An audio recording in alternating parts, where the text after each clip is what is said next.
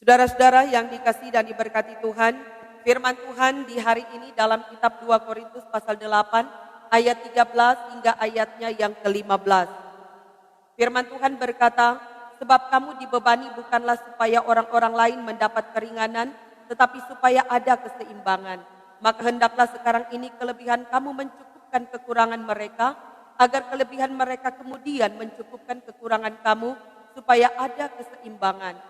Seperti ada tertulis, orang yang mengumpulkan banyak tidak kelebihan, dan orang yang mengumpulkan sedikit tidak kekurangan.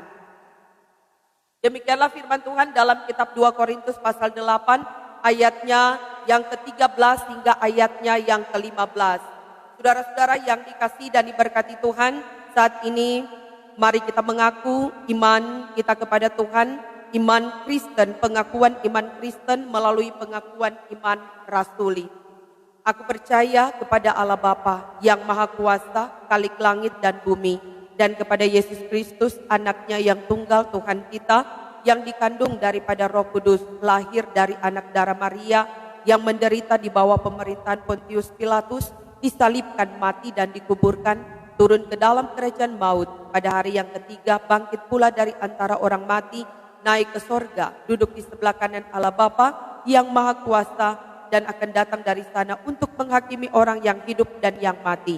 Aku percaya kepada Roh Kudus, gereja yang kudus dan persekutuan orang kudus, pengampunan dosa, kebangkitan daging, dan hidup yang kekal. Amin. Saudara-saudaraku yang dikasihi dan diberkati oleh Tuhan kita Yesus Kristus, kita telah membaca Alkitab dalam kitab 2 Korintus pasal 8 ayat 13 hingga ayatnya yang ke-15 dengan tema bacaan kita di hari ini, supaya ada keseimbangan. Bagian firman yang telah kita baca tadi menunjukkan bahwa Paulus benar-benar menyaksikan pelayanan kasih yang dilakukan oleh jemaat Makedonia yang memberi bukan dari kelebihannya, tetapi justru dari kemiskinannya, bukan dari kenyamanannya, tapi justru dari tengah-tengah tekanan dan penderitaan yang mereka alami. Dan hal ini menunjukkan bahwa peduli dan berbagi adalah dua nilai penting dalam kehidupan persekutuan, di mana keduanya memang tidak bisa dipisahkan. Peduli adalah sebuah sikap dan berbagi adalah sebuah tindakan. Kepedulian menunjukkan kesadaran bahwa kita terikat bersama-sama dengan orang lain dalam satu kehidupan bersama supaya ada keseimbangan.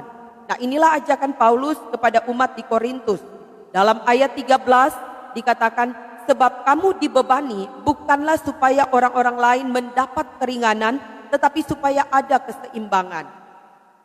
Dibebani supaya ada keseimbangan. Saudara-saudaraku yang dikasihi dan diberkati Tuhan, ketika mendengar kata beban, hampir semua orang tidak suka. Kenapa? Karena beban adalah sesuatu yang berat, yang harus dipikul dalam suatu perjalanan. Beban bisa berarti juga tanggung jawab. Sedangkan beban sendiri kita sulit, bahkan tidak mau untuk memikul atau melaksanakannya, apalagi kalau diberi tanggung jawab untuk memikul beban atau tanggung jawab orang lain. Kita pasti berpikir berulang-ulang untuk melakukannya.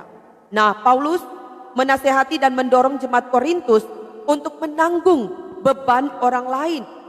Dan baginya kalau jemaat dibebani bukanlah supaya orang-orang lain mendapat keringanan atau supaya orang lain mengabaikan tanggung jawab sendiri, tetapi supaya ada keseimbangan.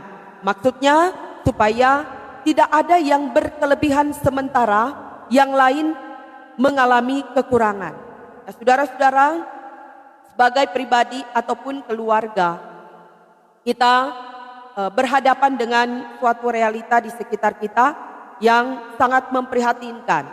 Ada keluarga yang tidak dapat mencukupkan kebutuhan makan dan minum mereka. Ada yang tidak dapat menyekolahkan anak, dan tidak sedikit yang sedang mengalami sakit dan penyakit karena ketiadaan ongkos untuk berobat. Belum lagi dengan berbagai masalah sosial lainnya. Nah, saudara-saudara, terhadap semua ini janganlah kita terbebani dan tidak mau menerima itu sebagai bagian tanggung jawab kita terhadap orang lain. Mari kita bantu mereka supaya ada keseimbangan. Ya, memang banyak orang memahami bahwa hidup berkekurangan atau berkelebihan adalah soal nasib. Ada yang berkata sudah nasib bahwa kami ditentukan menjadi orang miskin. Padahal kenyataan hidup berkekurangan dan berkelebihan justru mengingatkan kita kepada panggilan Tuhan supaya saling melayani dan saling membutuhkan, supaya kelebihan kamu mencukupkan kekurangan mereka, agar kelebihan mereka kemudian akan mencukupkan kekurangan kamu. Nah, Paulus melihat kemungkinan bahwa tidak semua yang berkelebihan akan terus menerus waktunya atau terus menerus berkelebihan. Demikian juga orang yang berkekurangan ada waktunya mengalami kelimpahan. Nah, kebahagiaan hidup tidak diukur dari kelimpahan harta. Demikian juga kehidupan yang berkenan kepada Allah tidak diukur oleh apakah seseorang berkelimpahan atau berkekurangan harta.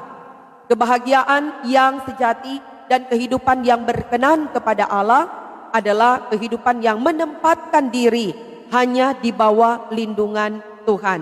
Nah, jadi saudara-saudara, di sini jelas dalam pemahaman Paulus bahwa pada setiap waktu kelebihan jemaat yang satu dapat mencukupkan kekurangan jemaat yang lain, demikian sebaliknya.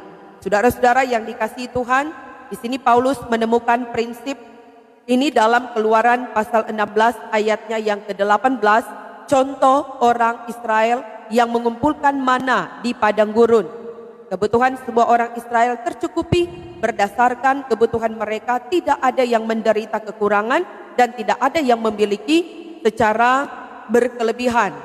Nah, dengan contoh ini Paulus hendak menunjukkan komitmen untuk saling membantu satu sama lain, bahwa jemaat yang memberi dari berkat materi dan yang menerima tidak akan mempunyai terlalu banyak atau terlalu sedikit. Nah, karena itu saudara-saudaraku yang diberkati Tuhan, sebagai umat yang percaya kepada Tuhan, sebagai warga Kristen, maka kiranya komitmen memberi yang kita lakukan itu benar-benar dilandasi kesadaran iman bahwa Allah mencukupkan, bahkan melimpahkan segala sesuatu yang kita butuhkan demi pekerjaannya dan demi kemuliaannya. Terpuji nama Tuhan. Amin.